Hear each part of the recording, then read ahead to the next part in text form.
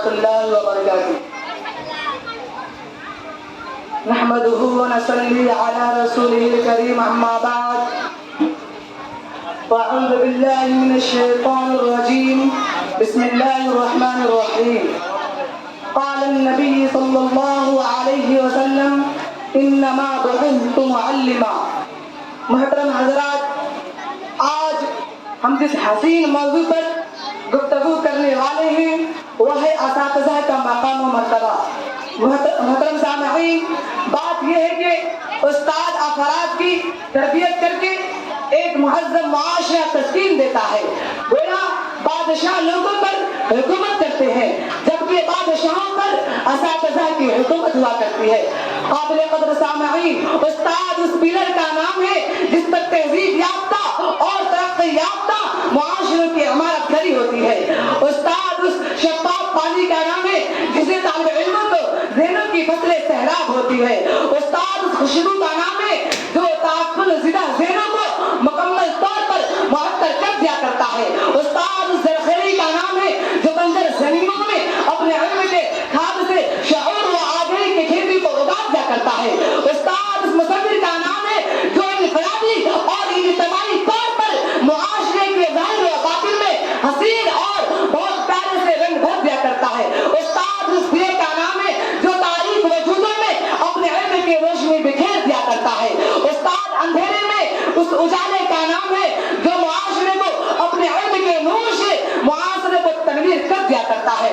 کسی نے کیا خوب کہا ہے، اس معاشرے کو کوئی تباہی سے روک نہیں سکتا جہاں استاد کی بے عزتی کی جائے، اور اس معاشرے کو کوئی ترقی سے روک نہیں سکتا جہاں استاد کا احترام کو ملحوظ رکھا جائے. محترم سامعین، معلم ہونا اتنا عظیم رتبہ ہے کہ خود معلم ہے کائنات، اور کائنات کے اول معلم کی سنت ہے کہ وعلم آدم الاسماء کلها.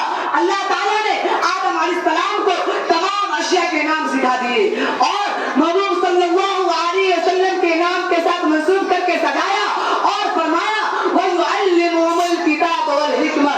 یعنی یہ فرما کر نبی کریم صلی اللہ علیہ وسلم کے شان میں بحیثیت معلم بنا کر کے استاد کے مقام اور مرتبے کو اللہ تبارک و تعالیٰ نے چال لگا دیا، اور خود حضور صلی اللہ علیہ وسلم نے اپنے مقام اور مرتبے کو ان الفاظ میں بیان کیا ہے کہ مجھے معلم بنا کر بھیجا گیا. محترم سامعین، غور کیجئے کہ استاد کا مقام و مرتبہ کیا ہوگا کہ سرکار دو عالم نے استاد کی محبوبیت کو ان الفاظ میں بیان کیا ہے کہ لوگوں کو بھلائی سکھانے والے پر اللہ اور اس کے فرشتے اور آسمان اور زمین اور اس کے تمام مخلوقات، یہاں تک کہ چڑیاں اپنے بلوں میں اور مچھلیاں پانی میں اپنی رحمت بھیجتی ہے اور دعائیں کرتی ہے. حضور صلی اللہ علیہ وسلم کا ارشاد ہے کہ تیرے تین باپ ہے. ایک باپ وہ جو تیرے دنیا میں آنے کا باعث بنا، یعنی والد، اور دوسرا وہ جس نے تم کو اپنی بیٹی دی یعنی سسر، اور تیسرا وہ جس نے تم کو علم و آگاہی سے نوازا یعنی استاد محترم. محترم سامعین، استاد کا مقام یہ ہے کہ حضرت عمر فاروق رضی اللہ تعالی عنہ معلمین کو درس و تدریس کے ساتھ اعلیٰ انتظامی امور عہدے پر فائز کرتے تھے. حضرت امیر المؤمنین عمر فاروق رضی اللہ تعالی عنہ سے پوچھا گیا کہ آپ اتنی عظیم الشان اسلامی سلطنت کے خلیفہ ہے، کیا اس کے باوجود بھی آپ کے دل میں کوئی حسد باقی ہے؟ تو جواب سنیے کہ انہوں نے فرماتے ہیں کاش میں ایک معلم ہوتا. معلوم ہوتا کہ معلم ہونا یعنی استاد بننا بہت بڑا مقام و مرتبہ رکھتا ہے. ہم سب طالب علموں کو اپنے استاد کی عزت اور قدر کرنی چاہیے. ہم سب طالب علموں کے اس کے سامنے اچھے سے پیش آنا چاہیے. میں اپنی بات اس شعر کے ساتھ ختم کرنا چاہتا ہوں. استاد کے ہر حرف میں تنویر ہے، استاد کے ہر حرف میں تنویر ہے، وہ زندگی کی بولتی تصویر ہے. وما علینا الا البلاغ.